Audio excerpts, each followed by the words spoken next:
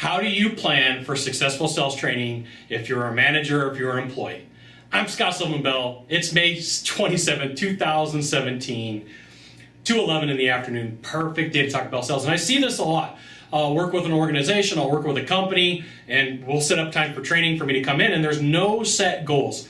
There's no information that they like, we just want you to come train. We just want you to check it out. And it's almost like that the training is an entertainment. So if you're a manager, a business owner, or even an employee, this really doesn't help you out. You really need to know what you're looking for. You really need to know what to expect out of it. And if you're treating training like it's a movie, or you're treating training like it's a game or something and you're watching it, you're not really doing yourself any favor. And in fact, you're not only wasting your time as a professional, you're wasting the person who's coming in time. So there really needs to be a strategy involved. You really have to have a game plan for when the person comes in and train. And I have this belief, without accountability, sales training is worthless. Now, accountability falls on the part of two people. The accountability could be on the part of the manager, especially if he has people in his department that really aren't good at what they do. Or the accountability can fall on the salesperson, where the salesperson goes, you know what, this is what I'm going to do myself. Now, a closer or performer, they have no problem saying, this is what I'm going to do. And a lot of times, they don't need somebody telling them.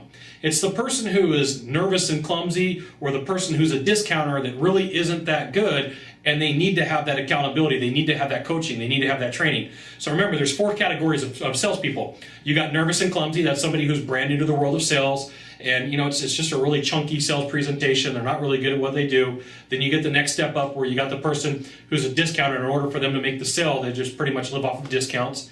And then, you move up to the third stage, which is somebody who's a closer, which makes up about, 7, maybe 7 to 10% of the sales population. And last off, you got a performer, which is like 1 to 2% of the sales population, okay? So the last two, the closer and the performer, they really don't need accountability because they're able to hold themselves accountable.